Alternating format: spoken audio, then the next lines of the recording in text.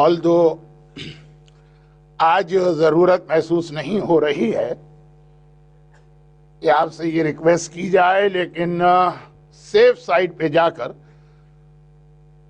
میں پاسبل مومنین بعد میں آ جائیں یا غم کے بیان کے قریب آ جائیں، اور اس وقت میرے لیے اپنی مجلس کو روک کر آپ سے ریکویسٹ کرنا بہت مشکل ہو جائے گا۔ تو کل کی طرح آج بھی میں خطبے سے پہلے آپ حضرات سے فرسٹ اینڈ لاسٹ یہ ریکویسٹ کرتا ہوں، ادھر بھی جگہ نظر آ رہی، آگے بھی جگہ نظر آ رہی، درمیان میں بھی گیپس ہیں، جتنا آپ آگے آ سکتے ہو آگے آ جائیں، تاکہ بعد میں اگر کوئی آئے تو اسے وہ اسپیس ملے جس کا ثواب آپ کو بھی پہنچے گا۔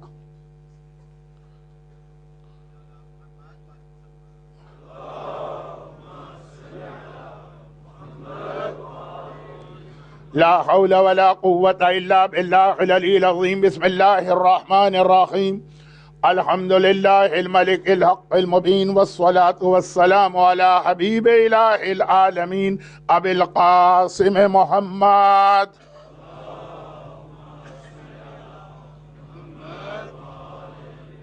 وآله الطيبين الذين أذهب الله عنهم الرجس وطهرهم تطهيرا۔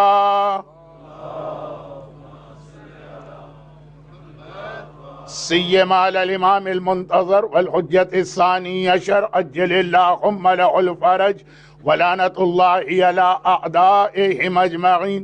أما بعد، فقد قال الله عز وجل في كتابه المبين وفرقانه المتين وقرآنه المجيد، بسم الله الرحمن الرحيم: لا يكلف الله نفسا إلا وسعها، لها ما كسبت وعليها ما اكتسبت، ربنا لا تؤاخذنا إن نسينا أو أخطأنا، وقال: ولا تقف ما ليس لك به علم، إن السمع والبصر والفؤاد كل أولئك كان عنه مسؤولا۔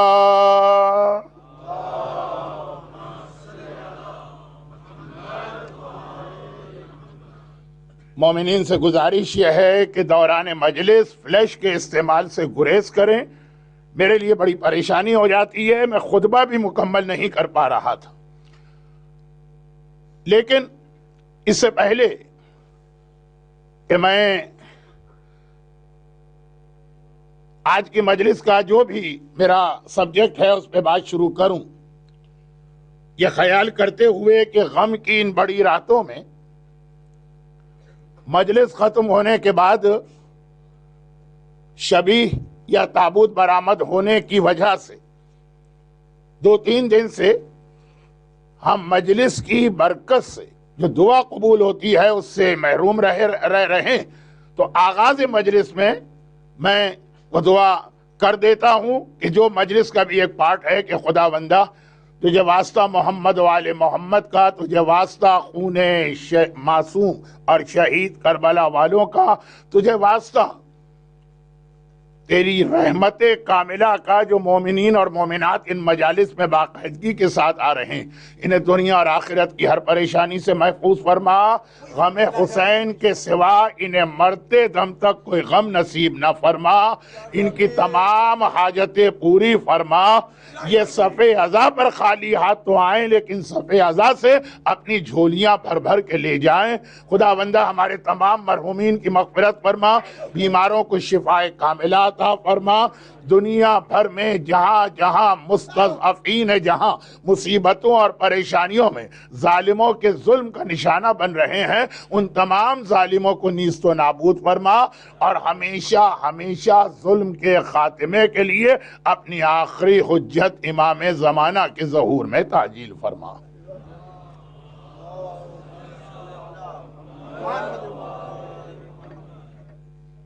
اور یہ جو میں نے دعا کی ہے اس کا جو پہلا جملہ تھا کہ جو مومنین اور مومنات ان مجالس میں شریک ہیں یا آج کی مجلس میں، اس سے مراد یہ صف عزا پہ آ کے بیٹھنے والے بھی ہیں، اور کسی مجبوری کی وجہ سے جو عزا خانے میں یا امام بارگاہ میں یا محفل میں نہ آ سکے اور آن لائن سن رہے ہیں مجبوری کی وجہ سے، وہ بھی اس دعا کے اندر شامل ہیں. اس کی وضاحت ضروری ہے کیونکہ آج کی مجلس کا موضوع آدھی مجلس کے بعد یہی ہوگا، لیکن آدھی مجلس کے بعد. اب اس سے پہلے کہ میں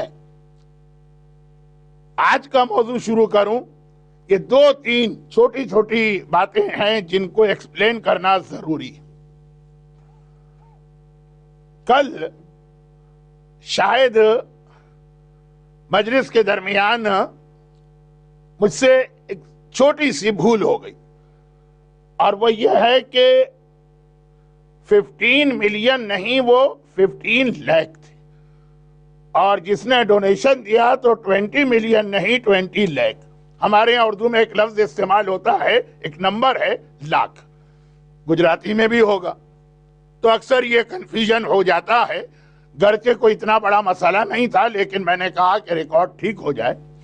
دوسری بات یہ ہے کہ لیک آف کمیونیکیشن. مجلس کے بعد کسی نے مجھے بتایا مولانا یہ تو یہاں انگلینڈ میں بھی اور ایسٹ افریقہ میں تو بہت زیادہ ایسے پروجیکٹ بنے ہیں جو صرف ایک آدمی نے سنگل ہینڈڈلی اس نے سنا پروجیکٹ یہ ہے، بجٹ یہ ہے، اور ایک آدمی نے اناؤنس کیا کہ میں اس پروجیکٹ کے لیے تمام فائنانس کر رہا ہوں. تو اس کی اور بھی ایگزامپل ہے.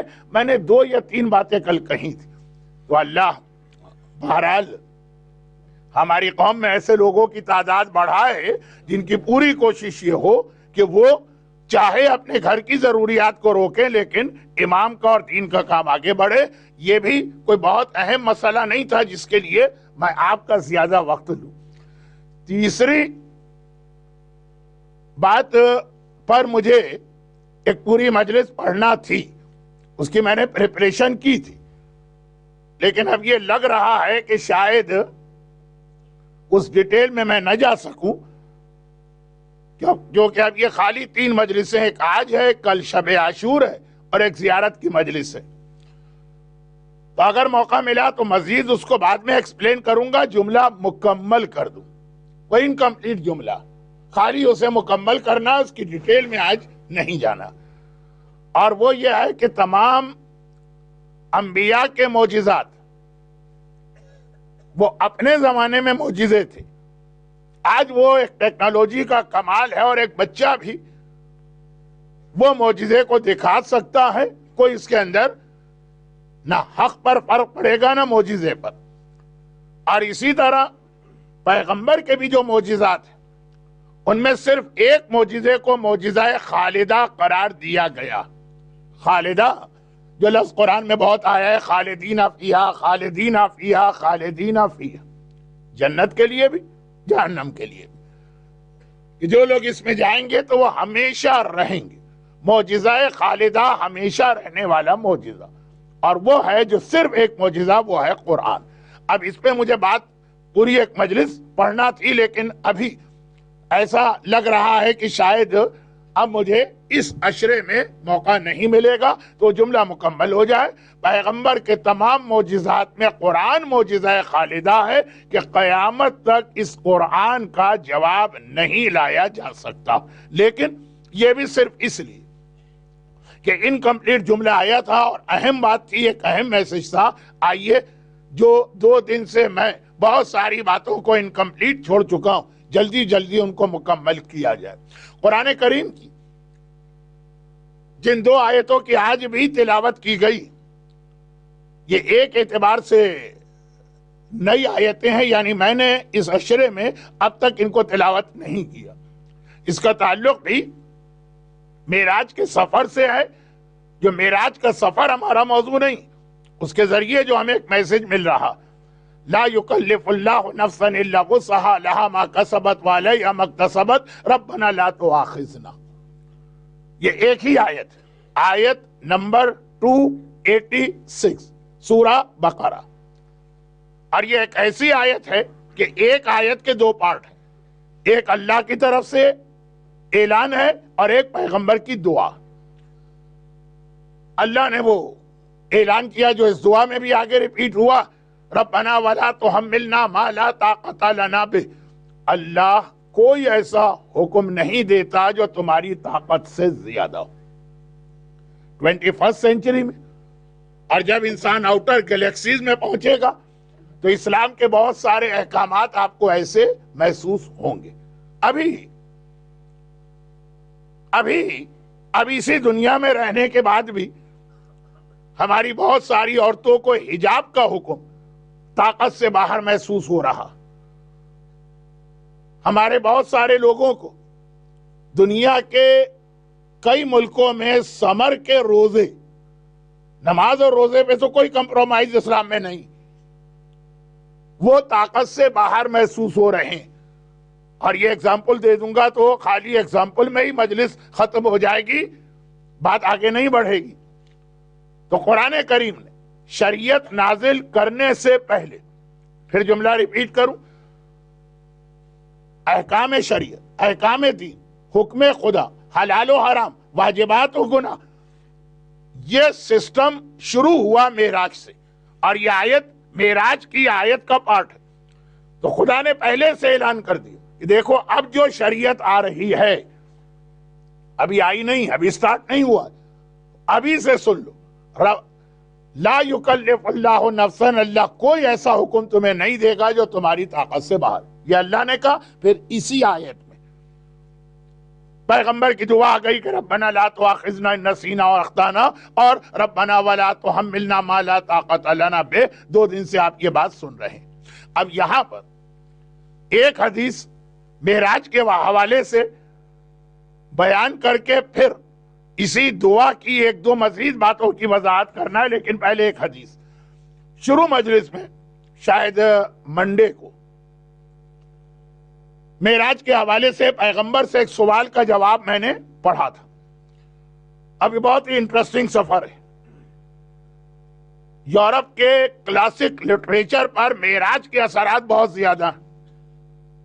آپ ڈانٹے کی ڈیوائن کامیڈی پڑھتے جائیے تو ایسا لگتا کہ پورا اس نے پیغمبر کا معراج کا سفر کاپی کر دیا. تو خیر، معراج میرا موضوع نہیں. کبھی اگر وہ موضوع بنے گا تو آپ بہت ہی انٹرسٹنگ واقعات سنیں گے. ابھی تو بہت ہی ڈرائی اور مشکل باتیں بیان کرنا پڑ رہی. تو ایک سوال جو منڈے کے مجلس میں آیا کہ یا رسول اللہ، جب آپ نے یہ پورا جرنی کیا تو جہنم میں آپ کو میجورٹی کس کی نظر آئی تھی؟ اب میں اس کو دوبارہ ریپیٹ نہیں کرنا چاہتا ہوں.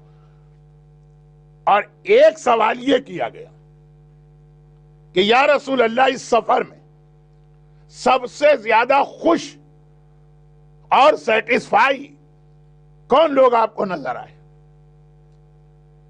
پیغمبر نے اس معراج کے سفر میں برزخ کو دیکھا. میں اس مجمع میں یہ ضرورت محسوس نہیں کرتا ہوں کہ برزخ کو ایکسپلین کروں. کیا آپ کو معلوم ہے کہ برزخ کہتے ہیں موت سے لے کے قیامت تک کا ٹائم پیریڈ.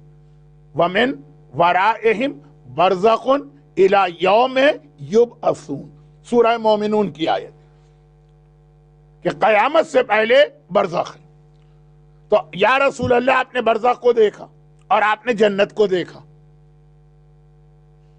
اب برزخ کے اندر اور جنت میں جو آپ نے نیک لوگوں کو دیکھا، تو ہر نیک آدمی اپنی جگہ خوش ہوگا. ریوارڈ اللہ کی بارگاہ سے اس کو ریوارڈ مل رہا ہے. ان اللہ لا یضیع اجر المحسنین، اللہ کسی نیکی کرنے والے کے اجر کو ضائع نہیں کرتا، بلکہ گناہگار کے اجر کو بھی اللہ ضائع نہیں کرتا.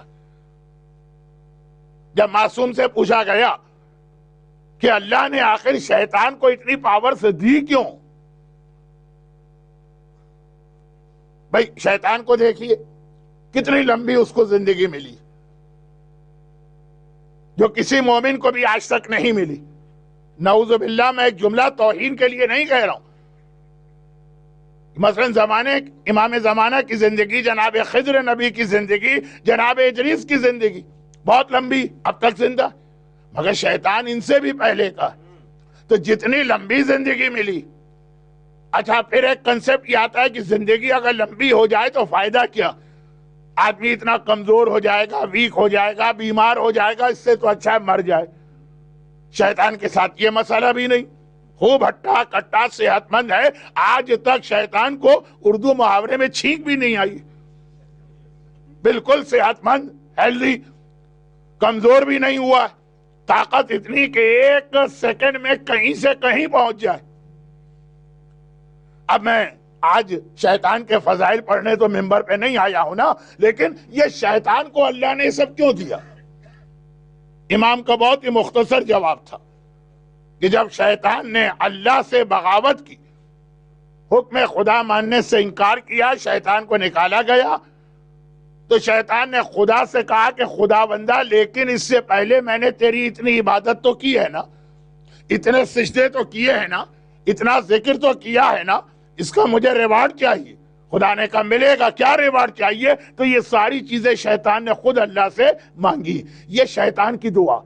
تو جو اللہ شیطان کی بھی نیکیوں اور عبادتوں کا اجر و ثواب اور ریوارڈ دیتا، یہ کیسے ہو سکتا ہے کہ مومن کی عبادتوں اور نیکیوں کا ثواب نہ دے؟ ہر ایک کو ملے گا. لیکن سب سے زیادہ خوش کون تھا؟ یہ سوال کیا جا رہا ہے. سب سے زیادہ خوش جنت میں بھی پیغمبر نے دیکھا اور برزخ میں بھی. برزخ کیا ہے؟ فرسٹ اور سیکنڈ آسمان کے بیچ میں. نو ڈاؤٹ فرسٹ اور سیکنڈ آسمان کے بیچ میں اللہ نے گناہگار زیادہ دیکھے. اللہ نے اپنے حبیب کو گناہگار زیادہ دکھائے. بے نمازی، گانا سننے والا، بے پردہ عورت، کچھ باتیں آج کا ٹاپک ہیں آگے چل کر. مگر نیکی کرنے والے بھی تھے، ان کا ریوارڈ بھی دکھایا. سب سے زیادہ خوش کون؟ اب میں پوری حدیث نہیں پڑھ پا رہا ہوں کیونکہ ٹائم کم ہو جاتا ہے ان راتوں میں جہاں غم کا بیان اہم ہے. پیغمبر نے جواب دیا کہ میں نے برزخ میں ایسے لوگوں کو دیکھا. اب یہ بہت پرانی بات ہو جائے گی اور اس کو سمجھانے کا وقت نہیں ہے. فصلیں جو فصل بوئی جاتی ہے کہ میں نے دیکھا انہوں نے بیج زمین میں ڈالا. اب بیج زمین میں جاتا ہے، ٹائم گزرتا ہے، پھر وہ پودا زمین سے نکلتا ہے، پھر فصل تیار ہوتی ہے، پھر جا کے اس کا جو ریزلٹ ہے وہ ہاتھ میں آتا ہے سال میں 2 بار. ادھر انہوں نے بیج زمین میں ڈالا، آنن فانن ایک لمحے کے اندر فوراً پوری فصل تیار ہو گئی. انہوں نے کاٹ کے اس کو رکھا کہ دوسری فصل، تیسری فصل، چوتھی فصل. پیغمبر ریوارڈ کی کثرت کو بتا رہے ہیں کہ ابھی ان سے پہلی فصل نہیں سمجھ رہی. ابھی آپ کا پہلا پروفٹ مکمل نہیں ہوا، دوسرا، تیسرا، چوتھا، اتنا ان کو اپنی فصل سے فائدہ مل رہا. اب بیج ڈالتے ہیں اور فوراً فصل تیار. مجھے معلوم ہے کہ ذرا مشکل اردو ہو گئی، اور خاص طور پر ان لوگوں کے لیے کہ جنہوں نے یہ ایگریکلچر کے کو نہ پڑھا ہے نہ دیکھا ہے. لیکن اب وقت نہیں ہے، چھوڑیے، بات سمجھ میں آ گئی، ورنہ غم کا بیان تو سمجھ میں آ ہی جائے گا. تو خلاصہ یہ کہ پیغمبر نے کہا، جملہ میں نے پہلے بھی کہا تھا، سنبھالے نہیں سنبھل رہا ہے ان سے یہ اتنا اجر مل رہا. اور جنت میں بھی میں نے دیکھا ایسے ہی لوگ،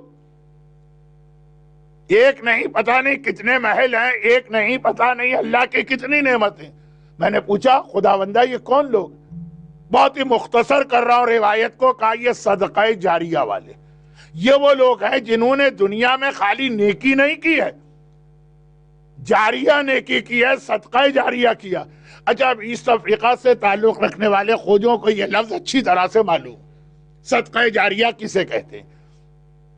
ایسی نیکی، اونلی نیکی جو ایک خاص کانٹیکس میں نماز سے بھی آگے ہے، روزے سے بھی آگے ہے، حج سے بھی آگے، عورت کے حجاب سے بھی زیادہ.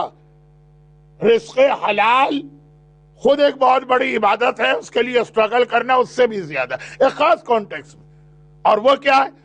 وہ یہ ہے کہ باقی عبادتیں کا ثواب آپ کو ملے گا، جتنی عبادت اتنا ثواب. ہماری ایج 70 ہے، ہمیں 70 سال کی نماز، 70 سال کے روزے، 70 سال کے حج کا ثواب ملے گا. صدقہ جاریہ اسے کہتے ہیں کہ مرنے کے بعد ہم مر بھی گئے، دنیا والوں کے نگاہ میں ہم ختم بھی ہو گئے، آج تو ہمیں کوئی جانتا بھی نہیں ہے. اب جیسے ہمارے 4 فادرز، دادا کے دادا کے دادا، مجھے ان کا نام نہیں معلوم، یہ بھی نہیں پتا وہ کہاں سے آئے تھے اور کس علاقے میں رہے اور کیسے، لیکن جو انہوں نے اس زمانے میں کوئی صدقہ جاریہ کیا ہے اس کا ثواب اب تک ان کے نامہ اعمال میں ہے۔ جو حدیث آپ سنتے ہیں کہ قیامت کے میدان میں خود ایک مومن حیران ہو جائے گا، دوسرے لوگ نہیں، خود وہ مومن، اس کے نامہ اعمال میں لکھا ہے کہ اسے 1000 حج کا ثواب ملے۔ خدا بندہ میں نے زندگی میں حج ہی صرف 4 کی ہیں، یہ 1000 کا ثواب کہاں سے؟ کبھی ایسا ہوتا ہے نا بینک اکاؤنٹ میں ذرا اسٹیٹمنٹ میں گڑبڑ ہو جاتی ہے، جتنا ہمارا پیسہ جمع ہے اس سے زیادہ شو ہو رہا، اے ٹی ایم میں آپ نے کارڈ ڈالا، جتنا آپ نے کہا 20 پاؤنڈ چاہیے تو 2000 پاؤنڈ نکل آئے۔ ایسے واقعات آج بھی ہوتے ہیں ٹیکنالوجی کی ترقی کے بعد بھی۔ ابھی میں اسی منتھ کون سا واقعہ پڑھ رہا تھا کہ $1 ملین اس کے اکاؤنٹ میں آ گیا، بلکہ شاید اس سے بھی زیادہ۔ تو خدا بندہ یہ کیا، یہ اسٹیٹمنٹ ایسا نہ ہو کہ گڑبڑ ہو جائے، یہ پتا چلا کہ میں نے سارے حج کا ثواب قبول کر لیا، 1 گھنٹے بعد فرشتے آ جائیں دھکے دے کے نکالے محل سے، جاؤ باہر نکلو، یہ تمہارا محل نہیں ہے، وہ غلطی ہو گئی۔ تو اس نے خود خدا سے جا کے یہ بات کہی، جواب ملا کہ نہیں، تم نے حج 4 کیے لیکن تم نے جو لوگوں کو حج کی ٹریننگ دی، ثواب شوق دلایا، ثواب بتایا، تمہاری وجہ سے 1000 آدمیوں نے حج کیا ان کا اب یہ بہت مشہور حدیث ہے، میں آپ کا ٹائم بچانے کے لیے، پیغمبر نے کہا صدقہ جاریہ، اور صدقہ جاریہ میں آپ کو معلوم ہے یہ بھی بہت مشہور حدیث کہ سب سے بہترین صدقہ جاریہ قرار دیا گیا ہے اولاد کی صحیح تربیت۔ پیغمبر کی مشہور حدیث، اذا مات المومن انقطع عمله الا من 3، مومن مرا اس کے نامہ اعمال رک گیا، ختم ہو، وہیں پہ اسٹاپ، سوائے 3 نیکیوں کی، اور ان 3 میں ایک ہے ولد صالح، ایک نیک۔ اچھا وہ حدیث بھی آپ کو معلوم ہے، تو آج تو ساری معلوم چیزیں پڑھ رہا ہوں کہ بچے نے بسم اللہ یا الحمد کا سورہ پڑھا تو اس کے باپ کی قبر کے اندر مغفرت ہو گئی، عذاب معاف ہو گئے، بیٹا نیک تو باپ تک ثواب۔ وہ حدیث بھی آپ کو یاد ہے، وہ حدیث بھی، نوجوان آیا کہ یا رسول اللہ میرا باپ بہت بیمار، میں اپنی بہن کے پاس گیا کہ چلو باپ تمہیں یاد کر رہا۔ بیٹیاں رحمت ہوتی ہیں، اور جو صحیح باپ ہے بیٹوں سے زیادہ بیٹیوں سے محبت کرتے ہیں، خاص طور پہ اگر بڑی بیٹی، باپ بیمار ہے تمہیں یاد کر رہا ہے، گیا اس نے منع کر دیا کہ میرا شوہر سفر پہ گیا ہے، اس کی پرمیشن جب تک کہ نہیں لوں گی گھر سے باہر نہیں نکلوں گی۔ یا رسول اللہ آپ پرمیشن، بہت مشہور روایت۔ پھر پیغمبر نے منع کیا، پھر آیا کہ آج باپ کا آخری وقت ہے، وقت آتا ہے نا ڈاکٹر کہہ دیتے کہ بس یہ آج آخری رات ہے، جو کہنا سنانا وصیت سب کچھ کر لو۔ وہ تو ایک ہی جملہ کہہ رہا، باپ بیٹی کو بلا کے لاؤ، منع کر دی، آپ اجازت دے دی۔ اگلے دن آیا کہ مر گیا باپ، اب باپ تو بیٹی کو نہیں دیکھ سکا، پورے فیملی کا یہ مشورہ ہے کہ بیٹی تو باپ کی آخری زیارت کر لے، لیکن پھر بہن نے منع کر دیا کہ رسول نے مجھے روکا ہے بغیر شوہر کی اجازت کے گھر سے باہر نہ نکلنا، پرمیشن۔ پیغمبر نے کہا نہیں، شوہر کی پرمیشن نہیں تو میں بھی نہیں دے رہا ہوں۔ بہت مشہور ہے بات۔ آخری جملہ کیا؟ وہ یہ ہے کہ بہرحال باپ بھی مر گیا، دفن بھی ہو گیا، کچھ دن گزر گئے۔ یہی نوجوان بھائی پھر آیا، پیغمبر نے اس کو دیکھ کے کہا آج بھی کوئی سوال ہے؟ کہا آج سوال نہیں، آج تو ویسے ہی آپ کی زیارت کے لیے آیا ہوں۔ تو کہا سن، ایک خوشخبری، تیرا باپ اپنی قبر میں گیا تو اپنے بعض اعمال کی وجہ سے شاید عذاب کا حقدار ہو، لیکن اللہ نے یہ کہہ کر اس کے سارے عذاب کو دور کر دیا کہ جس کی بیٹی میرے حکم کا اتنا خیال کرے اس کے باپ کو عذاب دیتے ہوئے مجھے بھی حیا آتی ہے۔ تو اب یہ کیا ہے؟ یہ صدقہ جاریہ۔ بیٹے نے الحمد سیکھا، باپ قبر کے اندر عذاب سے پروٹیکٹڈ۔ بیٹی نے شریعت کی پابندی کی، باپ قبر کے اندر عذاب سے پروٹیکٹڈ۔ یہاں پہ مجھے بات کچھ اور کہنا ہے، لیکن خود بخود یہ جملے میری زبان پہ آ گئے۔ ابھی آپ سنڈے مدرسے کے حوالے سے جو وائس پرنسپل صاحب تھے سن رہے تھے ان سے کہ کیا فیکٹ ہیں، یہ بہرحال اپنے لیے انویسٹمنٹ ہے، اپنی قبر کا انتظام ہے۔ یہ میں زیادہ اس پہ نہیں کہتا ہوں، اس لیے کہ چیز بہت زیادہ ہمارے ہاں ممبر سے اور پوڈیم سے بیان ہوتی ہے۔ میں یہ عرض کر رہا ہوں کہ اب یہاں پہ ایک مسئلہ بڑا مشکل آتا اور وہ یہ ہے کہ آپ نے پوری کوشش کر لی کہ صدقہ جاریہ اپنے لیے بنائیں، آپ کی اولاد لڑکا یا لڑکی وہ دین کے راستے پہ چلنے کو تیار نہیں. آپ چاہتے ہیں، آپ کی خواہش ہے، آپ کوشش کر رہے ہیں، آپ ان لوگوں میں نہیں ہیں جو اپنی اولاد کو گمراہ رکھنا چاہتے ہیں کہ بھائی اگر اس دنیا میں زندہ رہنا ہے تو زمانے کے ساتھ چلنا ہوگا. تھوڑی میری اردو بھی کبھی مشکل ہو جاتی ہے اور اسپیڈ بھی فاسٹ ہو جاتی ہے. نہیں، آپ کو دین کی محبت ہے، آپ کو دین کا درد ہے، آپ چاہتے ہیں کہ آپ کی فیملی میں اور آپ کی اولاد میں یہ اسلام آئے. نہیں مان رہا ہے لڑکا، نہیں مان رہی ہے لڑکی. ایک اسٹیج آتا ہے، اب ایسا تو نہیں ہے نا کہ سارے کے سارے آدمی کیئرلیس ہیں اور اس مسئلے میں وہ لیزی ہو گئے. نہیں، ہیں ایسے لوگ جن کی خواہش و کوشش وہی نماز وحشت قبر والی حدیث. آج کل نماز وحشت کے اناؤنسمنٹ کے ساتھ تھوڑا سا امینڈمنٹ ہوا ہے بہت سی جگہوں پر کہ کہا جاتا ہے کہ مرنے والے کے لیے صدقہ دے دیجئے. ہم ریکویسٹ کرتے ہیں اور پھر نماز وحشت پڑھی، کیونکہ نماز وحشت قبر کی ایکچول حدیث میں صدقہ ہے. پیغمبر نے کہا کہ جب تمہارا کوئی آدمی دنیا سے گزر جائے تو اس کے قبر کی پہلی رات کو آسان کرنے کے لیے صدقہ دو. تو وہ آدمی نے کیا کمپلین کی کھڑے ہو کر، جس کی وجہ سے ہم کو نماز وحشت ملی. کہا یا رسول اللہ، تو اس کا مطلب تو یہ ہوا کہ سارا بینیفٹ پیسے والے لے جائیں گے. میں تو اتنا غریب ہوں کہ میرے گھر میں کھانے کو نہیں ہے، صدقہ کہاں سے دوں؟ تو اس کا مطلب یہ کہ میرے گھر میں اگر کوئی مرے تو ایک تو دنیا میں بھی ہم نے فاقے کیے اور قبر کے اندر بھی مرنے والے نے عذاب برداشت کیا. وہ پیسے والا دنیا میں بھی عیش و آرام، اور مرنے کے بعد بھی اس نے 100 200 500 1000 پاؤنڈ صدقہ کر دیا اور اپنے مرنے والے کو بچا لیا. تو پیغمبر بھی ہنسے اور کہا کہ جو صدقہ نہیں دے سکتا وہ یہ 2 رکعت نماز وحشت پڑھے. لیکن جو اس کی کمپلین تھی نا، اسی کو ذہن میں رکھ کر کہ اب کسی بھی وجہ سے ڈیو ٹو اینی ریزن کسی شخص کی اولاد اچھی ہے، بچیاں بھی دین پہ عمل کرنے کو تیار ہیں، لڑکے بھی دین پہ عمل کر رہے ہیں، وہ تو اپنے لیے صدقہ جاریہ کا ایسا انتظام کر گیا کہ برزخ میں بھی پیغمبر نے اس کو سب سے زیادہ سیٹسفائی دیکھا اور جنت میں بھی سب سے زیادہ خوش دیکھا. لیکن ایک بیچارہ اسلام کو مانتا، حکم خدا سے محبت کرتا، عمل بھی کر رہا، اس کی اولاد اس کے کنٹرول سے باہر.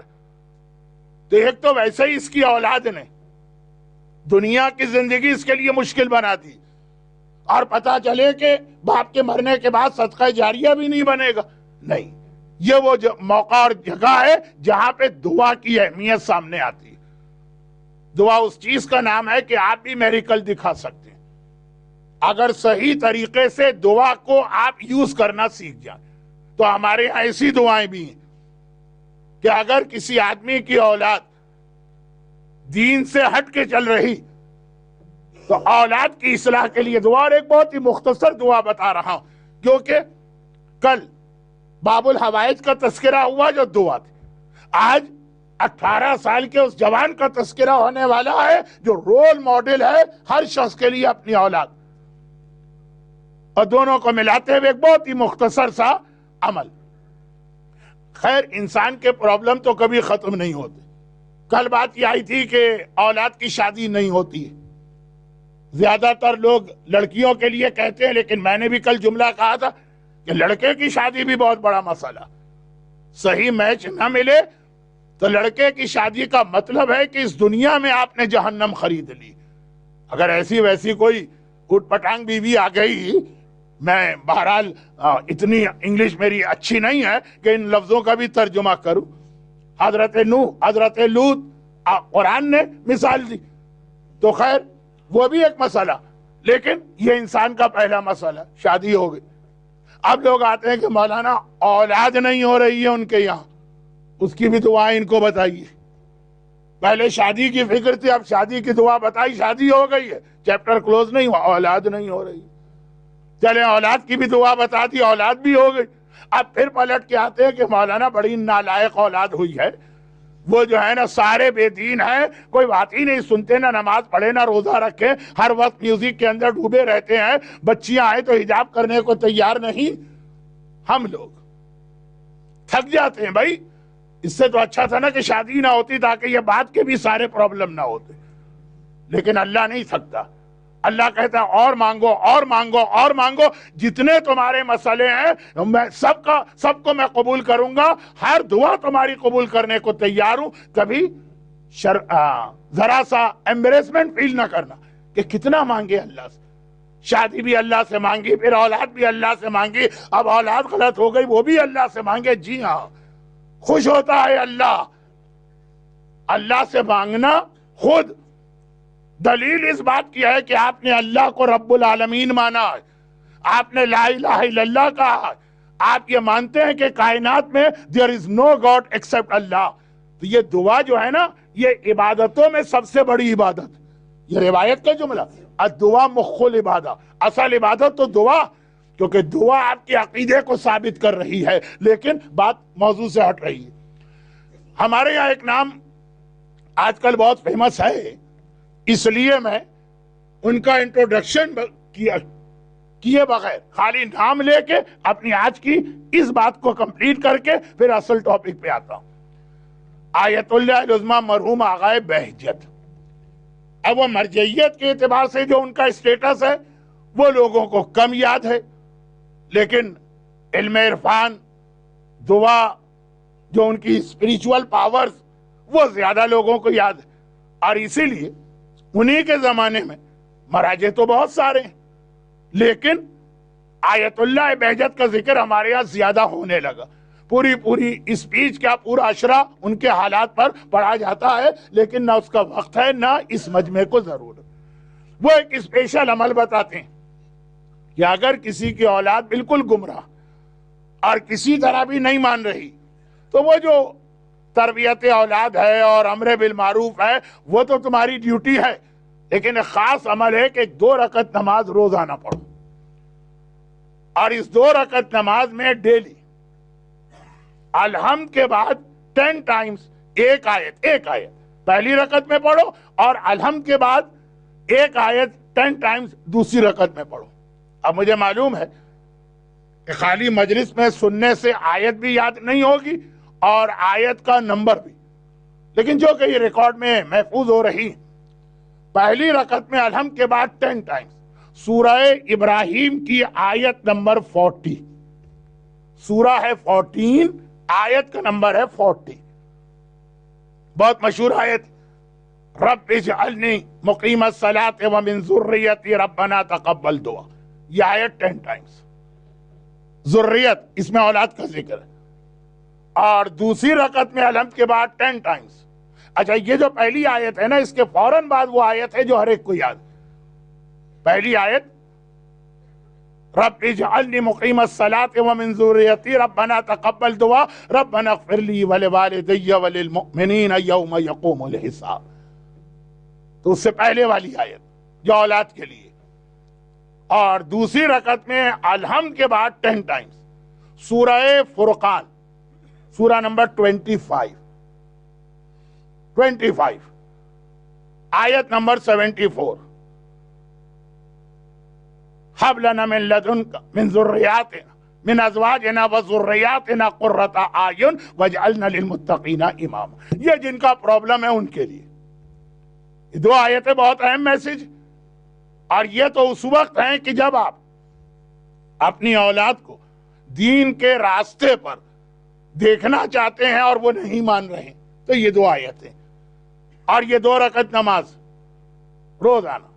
البتہ امام کا ایک طریقہ کار اس لیے بتا دوں کہ کل رات جو گزر گئی شب جمعہ، دنیا بھر میں مومنین شب جمعہ نماز ہدیہ والدین پڑھتے ہیں، لیکن چھٹے امام کا طریقہ ہے کہ ڈیلی نماز ہدیہ اولاد پڑھا کرتے ہیں، خالی والدین کے لیے نہیں، اولاد کے لیے، مردہ اولاد نہیں، زندہ اولاد کے لیے ڈیلی 1-2 رکعت نماز پڑھتے ہیں، بلکہ امام تو دن میں 2 بار پڑھتے، ایک مرتبہ ڈے لائٹ، ایک مرتبہ نائٹ، پہلی رکعت میں الحمد کے بعد قل هو اللہ، دوسری رکعت میں الحمد کے بعد انا اعطیناک الکوثر، چھوٹی سی نماز. اولاد کو اس کے بہت بینیفٹ ملتے ہیں. اب جو لوگ مجالس سنتے ہیں وہ سمجھ گئے کہ یہاں سے میں کیا جملہ کہنے والا ہوں، غم کا بیان ہوتا تو یہیں سے چلا جاتا. یہ والدین اپنی اولاد کے لیے 2 رکعت نماز پڑھا کرے، اولاد کو اس کے بہت بینیفٹ ملیں گے. کیونکہ آقا حسین نے بھی ام لیلہ سے کہا تھا اکبر مقتل میں گیا ہے، تم دعا کرو، کیونکہ اللہ ماں کی دعا کو اولاد کے لیے بہت جلدی قبول کرتا. چھٹے امام نے ام داؤد کو بتایا تھا کہ تم اپنے بیٹے کے لیے یہ عمل کرو، خود امام بھی کر سکتے ہیں، لیکن کہا تم کرو کیونکہ ماں کی دعا اولاد کے لیے بہت جلد قبول. تو اولاد کو اپنی پریکٹیکل لائف میں بہت سے پرابلم آتے ہیں. یہ والدین، ان سے یہ نہیں کہا جا رہا کہ پیسے خرچ کرو. اب یہ چھوٹی اولاد مراد نہیں ہے، یہ بڑے جوان بیٹے، آپ بوڑھے ہو گئے، آپ سینئر سٹیزن ہیں، آپ نماز بھی کرسی پہ بیٹھ کے پڑھتے ہیں. اب آپ اولاد کو کیا دے سکتے ہیں؟ 2 رکعت نماز جو ان کی دنیاوی مشکلات کو دور کرے گا، بیٹا ہو کہ بیٹی ہو.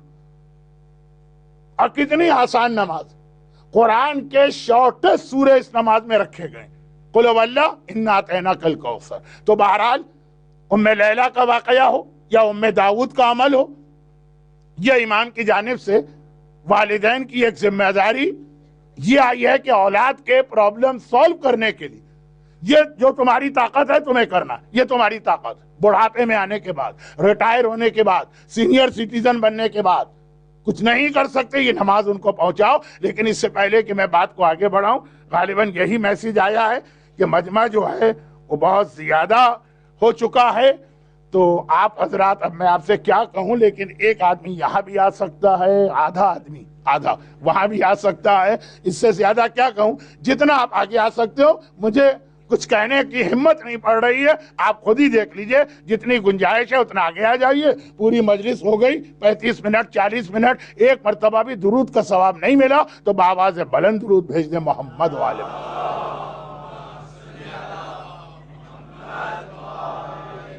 ام لیلہ، اولاد کے لیے والدین کی دعا.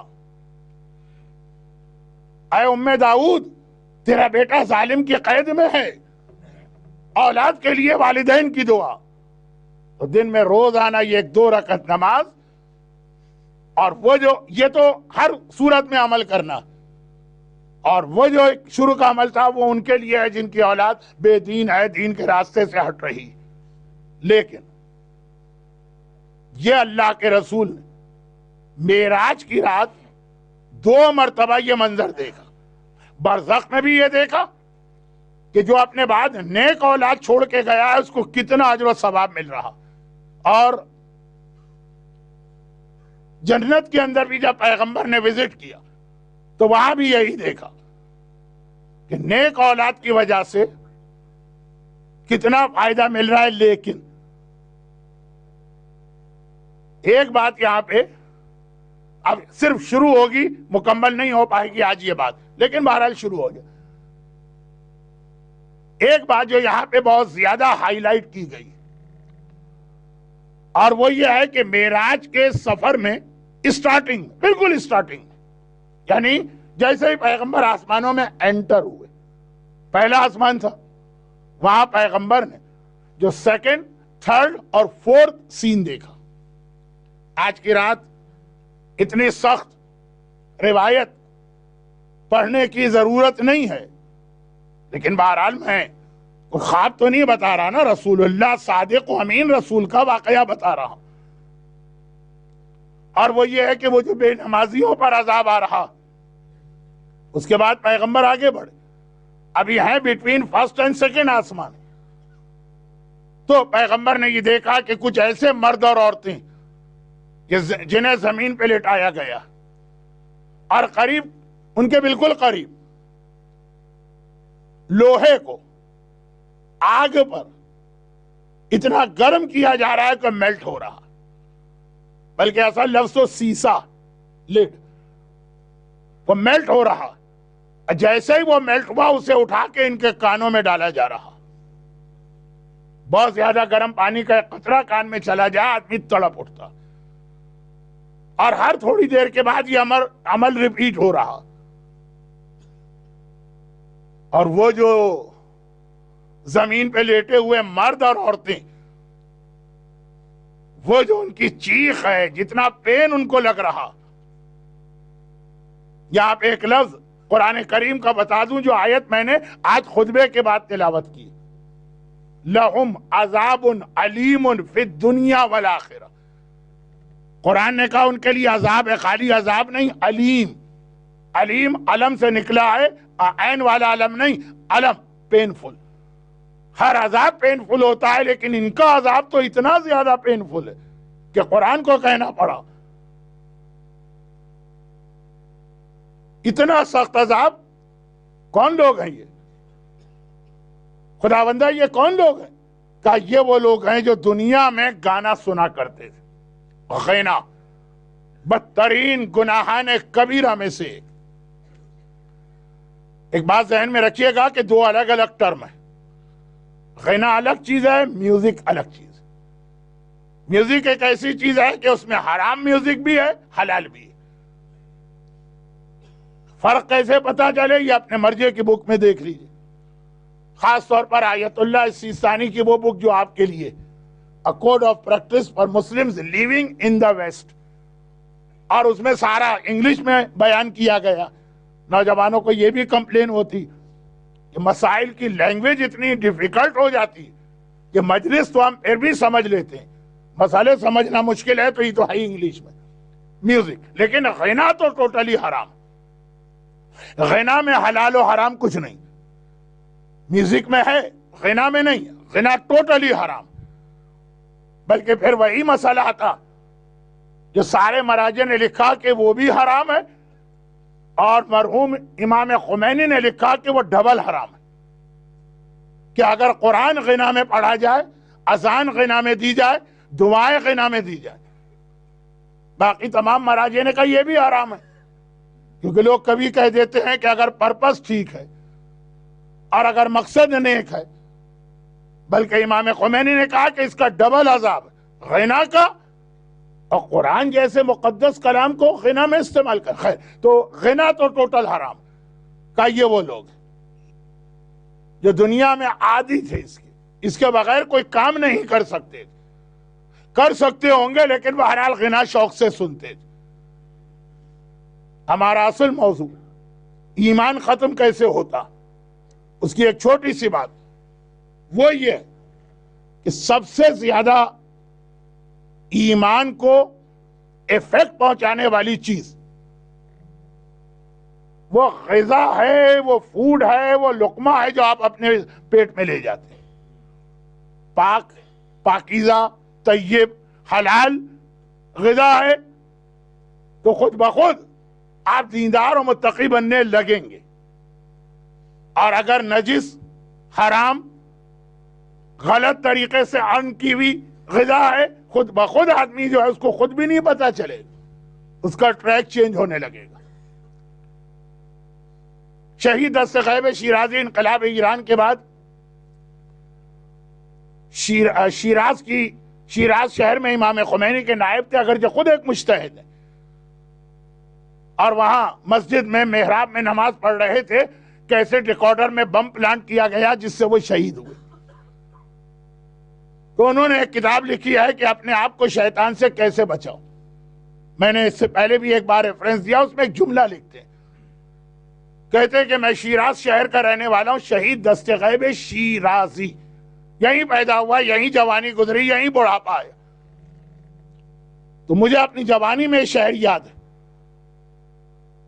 کہ وہ جو بیکری والے بریڈ تیار کرتے تھے تو جب وہ آتے تھے دکان میں تو پہلے وضو کرتے تھے، پھر حدیث قصہ کی تلاوت کرتے تھے، اس کے بعد پھر بریڈ تیار کرنا شروع کرتے تھے کہ یہ بریڈ مومنین کے رزق کا پارٹ بنے گی.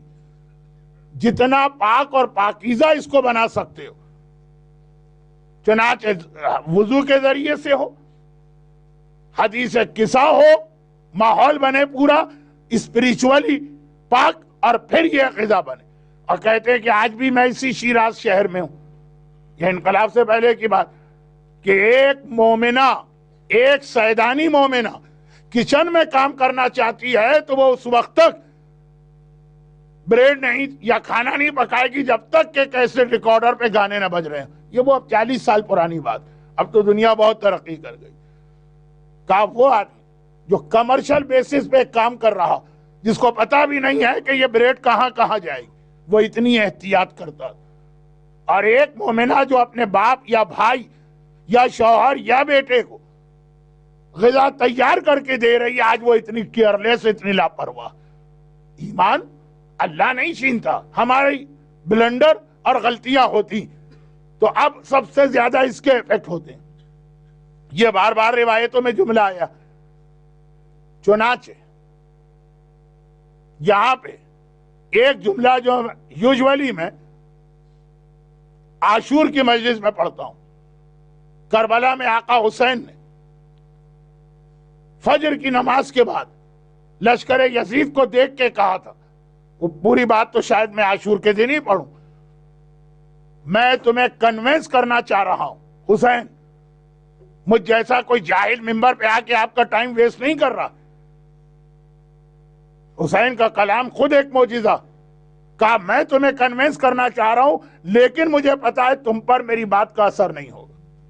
کیوں نہیں ہوگا؟ لقد ملیت بطونکم من الحرام, تمہارے پیٹ حرام مال سے بھرے ہوئے. جب مال حرام آ جائے تو حسین جیسے امام معصوم کے کلام کا بھی فائدہ کچھ نہیں. غینا پیغمبر یہ فرماتے ہیں کہ میں نے گناہگاروں کا یہ عذاب جو دیکھا, تو قرآن, دعائیں, اذان, اس میں ڈبل حرام ہو جاتا ہے. لیکن اب میں ایک عجیب جملہ کہہ کے جلدی سے مجلس کو آج ختم کر رہا ہوں اور باقی باتیں کل ہو.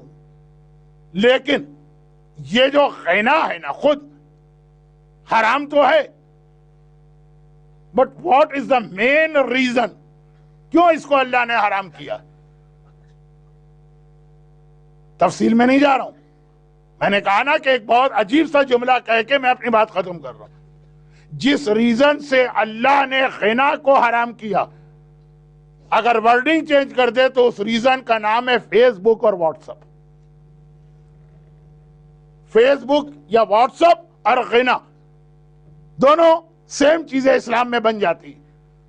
معراج کی رات پیغمبر جب یہ سارے سین دیکھ کر وہاں تک پہنچے جہاں کی دعا آپ سن رہے ہیں, وقت نہیں ہے کہ میں وہ دعا بھی دوہراؤں, تو جو شریعت کے احکامات بالکل شروع میں ملے اس میں ایک حکم تھا, خالی آیت کا ترجمہ سن لیجیے آپ سمجھ جائیں گے میں کہاں تک آپ کو لے گیا. فیس بک اور واٹس ایپ کل کا موضوع.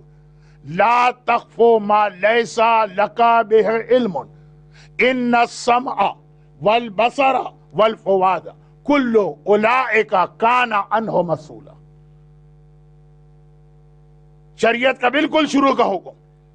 اس کے بعد آیت آئی اس کے فرق ولا تمش فی الارض مرحا, زمین میں تکبر, غرور اور گھمنڈی بن کے نہ چلنا. اس سے پہلے والی آیت, خبردار جب تک کہ 100% کسی چیز کی شیورٹی اور نالج نہ ہو وہ چیز دوسروں تک نہ پہنچانا. قیامت کے دن تمہیں جواب دینا ہے, کیا انگریزی میں کہتے ہیں اکاؤنٹیبلٹی.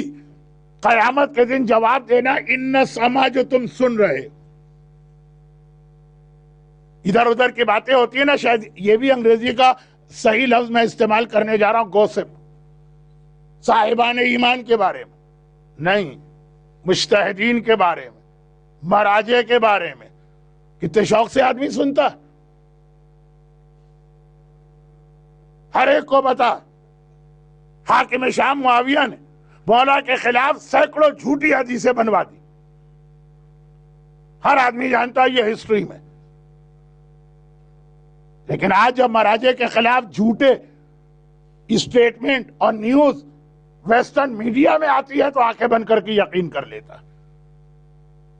قرآن بس صرف ترجمہ کر رہا ہوں, باقی وضاحت تو آپ کچھ سمجھ گئے کہ میں کس اسٹیج پر اپنی مجلس کو یا اپنے عشرے کو لا چکا ہوں. ان سما جو سنتے ہو اس کا بھی جواب دینا، کلو اولائکا کانا انہو مسئولا جواب دینا، اور آنکھ جو دیکھتے ہو اس کا بھی جواب دینا۔ واٹس ایپ پہ جو کلپ آ رہے ہیں بڑے شوق سے، خالی دیکھے نہیں جاتے ہیں، آگے فوراً فارورڈ کر دیے جاتے ہیں۔ والفوادہ، بلکہ دل میں بھی اگر ایسی باتیں آ رہی، قیامت میں جواب دینا ہے تمہیں، دل کا بھی جواب دینا ہے، کان کا بھی اور آنکھ کا بھی، باقی باتیں کل۔ لیکن آج کل عام مومنین کے خلاف تو یہ چیزیں استعمال ہو ہی رہی ہیں، علماء اور مراجع کے خلاف۔ ایک طرف کہا جائے کہ امام نے یہ فرمایا کہ رونے والے کا یا عزادار کا یہ اسٹیٹس ہے کہ شہزادی وہاں آ کے بیٹھتی ہیں، پتہ نہیں حدیث صحیح ہے غلط ہے من گھڑت ہے کہ کیا، عقل قبول نہیں کرتی امام کی حدیث۔ دوسری جانب کینیڈا کے ٹورنٹو اسٹار میں ایک آرٹیکل چھپ گیا کہ اتنے ملین ڈالر نعوذ باللہ آیت اللہ سیستانی کو دیے گئے، آنکھیں بند کر کے لوگوں نے یقین کر لی، ایک دوسرے کو ریفرنس دے رہے ہیں۔ سنا آج کے میڈیا میں وہ اسٹیٹمنٹ آیا ہے، اس آدمی کا اسٹیٹمنٹ آیا جس نے خود یہ پیمنٹ کیا۔ کون ہے؟ متقی، پرہیزگار، عادل، امام جماعت، اس کے پیچھے ہم نماز پڑھ سکتے ہیں کہ نہیں؟ کیونکہ میں خود اس وقت تھا، اور ایسے تو بہت اسٹیٹمنٹ آ چکے اور آتے رہیں گے۔ یہ شب معراج بالکل شروع میں پیغمبر کو یہ عذاب دکھا کر آخر میں حکم دیا گیا کہ مومنین سے کہو کہ اپنے کان کا اور اپنی آنکھ کا اور اپنے دل کا انتظام کریں، اس کو کلین رکھیں، اس کو پیوریفائی کریں، جواب دینا ہے قیامت کے دن۔ لیکن یہ ہمارے اور آپ کے لیے مسئلہ، لشکر یزید مال حرام کھا کر اتنا سخت اور سنگدل ہو چکا کہ اکبر کو بھی شہید کر رہا ہے۔ لشکر یزید نے، ہاں ایک جملہ کہوں گا، علی اصغر کی شہادت پہ رویا ہے لشکر یزید، اکبر پہ نہیں۔ یہ مال حرام ہے جو ہمیں واٹس ایپ اور فیس بک پہ دین اور اسلام اور مراجع کے خلاف اور ائمہ کے خلاف لے جاتا۔ ائمہ کے خلاف کیسے؟ یہ کل سنیے گا، آج وقت نہیں۔ اکبر کی شہادت دیکھیے، اکبر وہ حسین کی سچائی کا وہ ثبوت تھا۔ حجاج ابن مسروق میرے مولا حسین کے لشکر کا ریگولر مؤذن، روزانہ یہی اذان دیتا، عاشور کی فجر۔ حسین نے کہا آج تمہیں اذان نہیں دینا، اکبر کو اذان دینا۔ اذان پبلک میں دی جاتی ہے، سب دیکھتے ہیں۔ لشکر یزید میں سو کارڈ رسول کے صحابی بھی موجود ہے، اکبر کا چہرہ ہو یا اکبر کی آواز اتنا پیغمبر اسلام سے ریزمبل کرتی کہ جیسے بازار کوفہ میں نابینا صحابی نے کہا تھا نا کہ علی تو 20 سال پہلے شہید ہو گئے، یہ علی کی آواز کہاں سے آ رہی؟ پتا چلا وہ زینب کبریٰ کا خطبہ ہے نا، تو اب یہ علی اکبر کی اذان کی آواز گونجی، لوگوں کو یاد آ گئے تو رسول اللہ اذان دے رہے ہیں، یہ آواز یہاں کہاں سے آ رہی؟ مگر یہ دیکھ کر بھی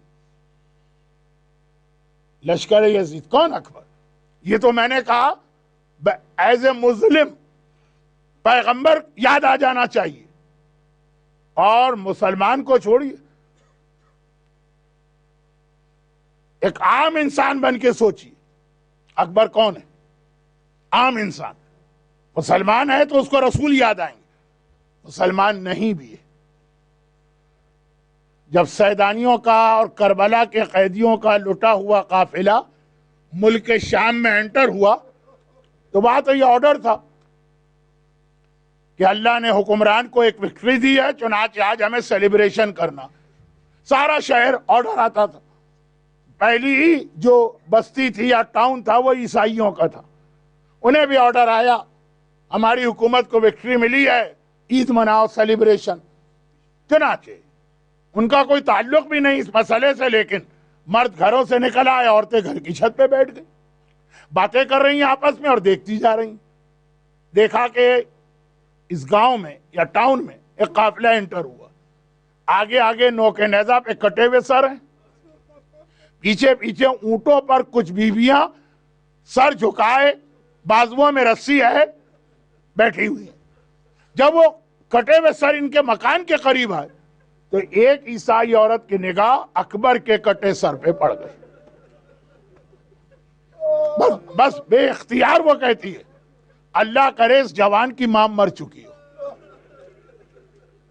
لیلا نے جملہ سنا، چونک کے سر اٹھایا، کہا کہ اس جوان کی ماں سے تجھے کیا دشمنی ہے کہ تو اس کی موت کی دعا مانگ رہی؟ وہ عیسائی عورت کہتی ہے کہ مسئلہ دشمنی کا نہیں ہے، مسئلہ یہ ہے کہ ہم غیر ہیں، ہمارا کوئی تعلق اس جوان سے نہیں، مگر 18 سال کے اس مہلکہ کا کٹا سر ہم سے نہیں دیکھا جا رہا، اگر اس کی ماں زندہ ہوگی تو کس طرح سے اپنے جوان کا لاشا دیکھا ہوگا۔ عام انسان اکبر کو دیکھ کے تڑپ جائے، ہاں لیکن اتنا کہنا ہے کہ اے عیسائی عورت، تو ماں بن کے سوچ رہی ہے کوئی ماں اپنے جوان کا 18 سال کے جوان کا لاشا نہیں دیکھ سکتی ہے، لیکن ام لیلا اس کا نام ہے جو اللہ اور حسین کی خاطر ہر قربانی دینے کو تیار ہے۔ چنانچہ روایتوں میں جملہ آیا کہ کربلا میں جب اصحاب امام شہید ہو گئے اور اب خاندان والوں کی اور فیملی کی اور بنی ہاشم کی باری آئی، حسین نے سب سے پہلے اپنے اکبر کو بلایا۔ آلدو یہ ایک اختلاف ہے کہ جوانان بنی ہاشم میں پہلا شہید کون ہے، لیکن اب تو آپ لوگ خود کربلا جا چکے ہیں بار بار۔ شہزادہ علی اکبر کی جو زیارت آج بھی کربلا میں پڑھی جاتی ہے، حسین کے پائیں تھی، السلام علیک یا اولا قتیل من نسل خیر سلیل، اے نسل رسالت کے پہلے شہید ہمارا سلام لو۔ یہ کربلا کی زیارت ہے جو آقا حسین کے پائنتی اکبر کے لیے پڑھی جاتی ہے، پہلا شہید۔ حسین نے سب سے پہلے اکبر کو بلایا، اکبر پہلی قربانی مجھے دینا ہے، سب سے پہلے تمہیں حکم دے رہا ہوں کہ جاؤ اور جا کر مقتل میں جہاد کرو۔ اکبر نے کہا بابا میں تو صبح سے انتظار کر رہا تھا، مجھ سے تو صبر نہیں ہو رہا تھا، میں تو ہر وقت تیار ہوں یہ کہہ کہ اکبر گھوڑے پہ سوار ہو کے مقتل چلے۔ حسین نے روک دیا، کہاں جا رہے؟ کہا بابا آپ ہی نے تو حکم دیا۔ کہا کہ اکبر میں نے حکم دیا ہے مگر تم اس طرح نہیں جا سکتے، پہلے جا کے گھر والوں کو الوداع کہو، سب کو خدا حافظ کہو، پھر جانا۔ یاد رکھیے 18 سال کے اکبر کا 3 دن کی پیاس کے عالم میں 30,000 کے لشکر سے لڑنا یہ کوئی مسئلہ نہیں ہے، لیکن بہنوں کو جا کے کہنا اب تیرا بھائی مرنے جا رہا ہے، پھوپھیوں سے جا کے کہنا اب آپ کا اکبر مرنے جا رہا ہے، یہ اکبر کا سب سے بڑا امتحان تھا، اور حسین نے یہ امتحان لیا، پہلے گھر والوں کو الوداع کہو۔ اکبر پریشان، ماں کے پاس جا رہے ہیں کہ ماں سے کیسے کہوں گا، دنیا کی کون سی ماں ایسی جو اپنے 18 سال اکبر جیسے بیٹے کی موت کی خبر سنے، کیسے ماں سے بات کروں۔ ماں لیلا کے خیمے میں گئے تو وہاں تو کچھ اور ہی منظر دیکھا، لیلا نے مصلی بچھایا ہے اور جانماز پہ کھڑی۔ اکبر گھبرا گئے، اماں ظہرین کی نماز ہو چکی ہے، اگلی نماز کا بھی وقت نہیں آیا، یہ کون سی نماز کے لیے آپ تیاری کر رہی ہیں؟ کہا بیٹا تجھے پتا اس یزید سے میرا ایک رشتہ بھی ہے، تو میں ڈرتی ہوں میرا بیٹا مقتل میں پیچھے نہ ہٹ جائے، میں نے اللہ سے منت مانی ہے میرے اکبر کا لاشا آئے تو 2 رکعت میں شکرانے کی نماز پڑھوں گی۔ اکبر نے سنا کہ اماں میرا کتنا بڑا مسئلہ تو نے حل کر دیا، تیرا اکبر یہی کہنے آیا ہے اب میں مرنے جا رہا ہوں۔ لیلا نے کہا بیٹا ذرا جلدی سے جہاد کر تاکہ میں اپنی منت کو بڑھا سکوں۔ اب اکبر لیلا کے خیمے سے زینب کے خیمے میں آئے۔ عبد الرزاق المقرم نے مقتل حسین میں یہ روایت لکھی، یہ بڑا مشکل مسئلہ، لیلا، لیلا سے زیادہ اکبر سے محبت زینب کرتی، پھوپھی کو کیسے بتاؤں کہ میں مرنے جا رہا ہوں؟ اب اکبر ایک اور بڑا امتحان، زینب کو کیسے بتائیں؟ زینب کے خیمے میں گئے. اللہ جب بھی آپ کو خیمہ گاہ لے جائے زینب کا خیمہ دیکھیے، روایت یاد کیجئے. دیکھا کہ پھوپھی اماں زمین پہ بیٹھی. اکبر قریب گئے. اچھا، پیدائش سے لے کے آج تک 18 سال تک اکبر کو زینب نے ہی پالا تھا. برابر تو گھر تھا نا حسین کا اور زینب کا. اکبر ہر وقت یہیں رہتے تھے. چنانچہ آج بھی اکبر گئے اور اسی طرح سے پھوپھی کی گود میں سر رکھ کے لیٹ گئے جیسے بیٹا ماں کی گود میں لیٹتا. زینب نے اکبر کا چہرہ دیکھا، اپنی انگلیوں سے اکبر کے بالوں میں کنگھی کرنے لگی. اکبر اس وقت کیسے آیا؟ اکبر کہتے پھوپھی اماں مجھے ایک مسئلہ پیش آ گیا، جواب آپ سے لینے آیا ہوں. زینب نے کہا اکبر بیٹا یہ کوئی مسئلہ پوچھنے کا وقت تو ہے نہیں. کہا نہیں یہ مسئلہ ہے، مجھے ضرور پوچھنا. پھوپھی اماں آپ کو معلوم جب سے میں نے ہوش سنبھالا ہے جو مانگا ہے آپ سے مانگا. زینب نے کہا اچھا پوچھ، جلدی سے پوچھ کیا مسئلہ. اکبر نے کہا پھوپھی اماں اتنا بتا دیجئے آپ کا رتبہ زیادہ بڑا ہے یا میری دادی فاطمہ زہرا کا رتبہ زیادہ بڑا؟ ماں کا نام سننا ہے. زینب تڑپ کے اپنی جگہ سے کھڑی ہو گئی، بیٹھ نہ سکی. اکبر یہ کیا سوال کر دیا؟ ارے کہاں شہزادی زینب، کہاں شہزادی فاطمہ، کہاں زینب، میں تو ان کی ایک کنیز کے برابر ہوں. اکبر نے کہا پھوپھی اماں اگر یہی بات ہے نا کہ دادی کا رتبہ آپ سے بڑا ہے تو آج دادی کے بیٹے پر اپنے بیٹے کو قربان کر دے. زینب نے اکبر کو دیکھا، اکبر کسی اور طرح مجھے تیرے مرنے کی خبر ملتی تو شاید میں بھی مر جاتی، لیکن اس طرح سے تو نے کہا کہ اب میں تجھے کیا روکوں. جا اکبر بیٹا، میں نے اماں فاطمہ کے لال پر اپنے لال کو قربان کیا. اور اکبر باہر آ گئے. حمید ابن مسلم یا حمید ابن مسلم فوج یزید جو ڈائری لکھتا ہے وہ کہتا کربلا کے کسی شہید کی رخصتی میں اتنی دیر نہیں ہوئی جتنی اکبر کی رخصتی میں دیر ہوئی. میں تو باہر سے دیکھتا تھا، بار بار خیمے کا پردہ اٹھتا ہے، بار بار یہ پردہ گر جاتا ہے، پردہ اٹھتا ہے، پردہ گر جاتا ہے. ہوتا کیا ہے جب اکبر باہر آنا چاہتے کوئی پھوپھی آ کے لپٹ جاتی ہے، اے میرے لال ایک بار اور اپنا چہرہ دکھا دے. جب اکبر باہر آنا چاہتے کوئی بہن آ کے لپٹ جاتی ہے، بھیا ایک بار اپنی زیارت اور کرا دے. یہاں تک کہ آخر میں میرا آقا حسین آیا. کہا بیبیوں اکبر کا راستہ مت روکو، دیر ہو رہی ہے. چنانچہ اکبر باہر آئے، گھوڑے پہ سوار ہوئے، مقتل کی جانب چلے. اکبر کو ایسا لگا کوئی میرے پیچھے پیچھے آ رہا. مڑ کے دیکھا تو کیا دیکھا؟ میرا بوڑھا بابا 3 دن کا بھوکا اور پیاسا میرے گھوڑے کے پیچھے پیدل چل کے آ رہا ہے، پیدل. اکبر نے گھوڑا روکا، کہا بابا آپ یہ زحمت کیوں کر رہے ہیں؟ عجیب جواب دیا حسین نے، اکبر تیرا کوئی جوان بیٹا نہیں ہے اس لیے تجھے نہیں پتا بوڑھے باپ کے دل پہ کیا گزر رہی ہے. اکبر نے ہاتھ جوڑے، لیکن بابا اگر آپ اس طرح سے چلے تو میں تو مقتل نہیں جا سکتا. حسین نے کہا جا، میں نے تجھے اجازت دی. اب اکبر گھوڑے پہ بیٹھ گئے. بس آخری جملے، بہت زیادہ زحمت نہیں دینا. اکبر گھوڑے پہ بیٹھ گئے. پہلے تو ایک ہی جملہ کہہ دوں، یہ شیر خدا کا پوتا ہے، یہ فاتح خیبر کا بیٹا ہے، یہ حیدر کرار کا وارث ہے. کیا جہاد کیا ہوگا، لشکر یزید کی سرا بھاگا، بیان کرنے کا وقت نہیں ہے، لیکن ایک عجیب منظر بن گیا. ذرا میرے ساتھ رہیے گا. اکبر گھوڑے پہ سوار ہوئے، حسین قریب کے ٹیلے پہ آ کے بیٹھ گئے.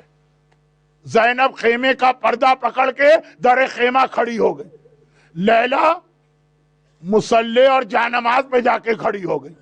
اکبر کی نگاہیں فوج پر ہیں، حسین کی نگاہیں اکبر پر ہیں، زینب کی نگاہیں حسین پر ہیں، لیلا کی نگاہیں زینب پر ہیں. تھوڑی دیر گزری، اکبر گھوڑے سے زمین کربلا پہ گرے، حسین ٹیلے سے زمین پہ گرے، زینب در خیمہ پر گری، لیلا شکر کے سجدے میں گری. شکر للہ میری کمائی کام آئی.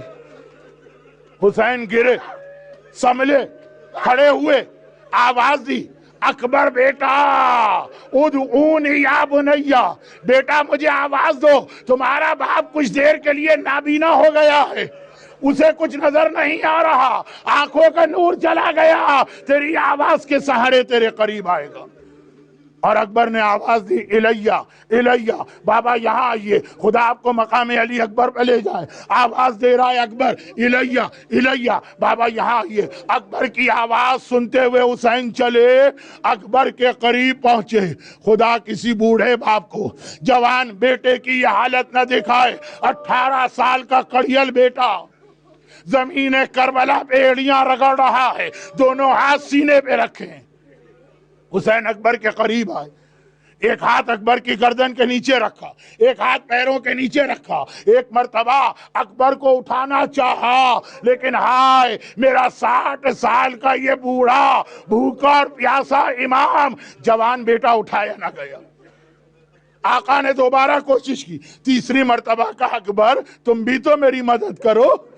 اکبر نے کہا بابا میں کیا مدد کروں؟ کہا اپنے دونوں ہاتھ میری گردن میں ڈال دو۔ بھئی یہ سننا ہے، اکبر نے اپنا ایک ہاتھ حسین کی گردن میں ڈال دیا۔ حسین نے کہا اکبر اور دوسرا ہاتھ؟ کہا بابا یہ دوسرا ہاتھ سینے سے ہٹانا نہیں چاہتا ہوں۔ بھئی اتنا سننا تھا۔ حسین 2 قدم پیچھے ہٹ گئے۔ اکبر یہ کیا کہہ دیا؟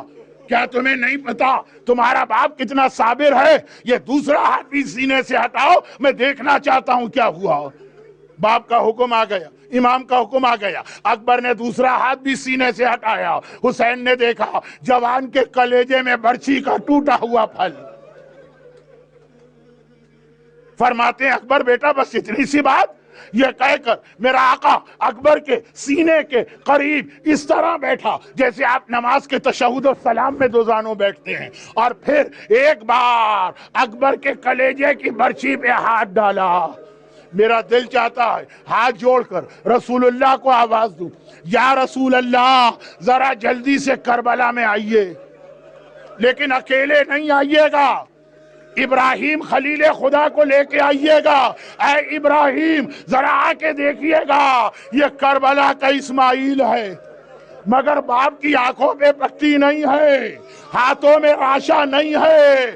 بس ایک بار حسین نے کلیجے کی برچھی کو پکڑا، ہاں اتنا مجھے یقین ہے، اتنا مجھے یقین ہے، پلٹ کے نجف کو دیکھا ہوگا، آواز دی ہوگی یا علی مدد، بابا بوڑھے باپ کی مدد کو آئیے، جوان کے سینے سے برچھی نکالنا۔ اور حسین نے ایک بار برچھی کو نکالنا چاہا، برچھی ہلی تو وہ کلیجہ ہلا جس میں برچھی تھی، کلیجے کا ہلنا ہے، اکبر کا جسم ہلا، زمین کربلا ہلی، خیمے ہلے، پردے ہلے۔ زینب کی آواز آئی بھیا اگر مدد کی ضرورت ہے تو بہن آ رہی ہے، بس اتنا سننا ہے۔ حسین نے اکبر کو چھوڑ دیا، زینب خیمے سے باہر نہ آنا، تیرے پردے پہ میرا اکبر قربان، اور مولا یہ شام غریبہ، خیمے جلے، چادر چھلی، زینب بے مقنع چادر کے باہر آئی۔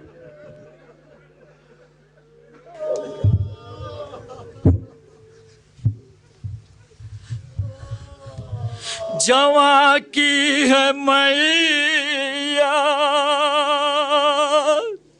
یوں دل سے لگائے، یہ کون آ رہا ہے یوں ٹھوکر کھائے، زمین کانپتی ہے جگر کانپتا ہے، لرزتے ہیں ہاتھوں سے میت اٹھائے۔ جوانی میں مرنے کی حسرت ہے کس کی، ضعیفی میں کاندھوں پہ میت ہے کس کی، خدا دشمنوں کو یہ غم نہ دکھائے، ضعیفی میں یہ غم کوئی دل نہ پائے بہن کو یہ مولا کی آواز آئی اندھیرا ہے آنکھوں میں مجبور بھائی لے یہ لاشاں سنبھالے یا دل کو سنبھالے ذرا بچہ بھیجو کہ میت اٹھا لے دعا مائیں کرتی تھی زندہ رہو تم پھلو پھولو آباد شاد رہو تم یہاں ماں دعا میں مصلی بچھائے یہاں لاش بیٹے کی خیمے میں آئی جو بیٹے کا دیکھا پھٹا ہوا سینہ پکاری یہ ماں بس ہوا خاک جینا جیوں گی میں اب کیسے یہ داغ اٹھائے خدا مجھ کو دنیا سے جلد اٹھا لے تمنا تھی مجھ کو کہ دولہا بناؤں میرے لال کے سر سے صحرا سجاؤں ذرا ٹھہرو ماں اپنی ذرا ٹھہرو ماں اپنی حسرت نکالے کہ لاشیں پہ پھولوں کی چادر اڑا لے پکاریے لیلا میری جان اکبر تڑپتی ہے روتی بلکتی ہے مادر جگر میں پڑے ہیں جو غم کے یہ چھالے کہو کیسے اماں یہ دل کو سنبھالے ماتم حسین یا حسین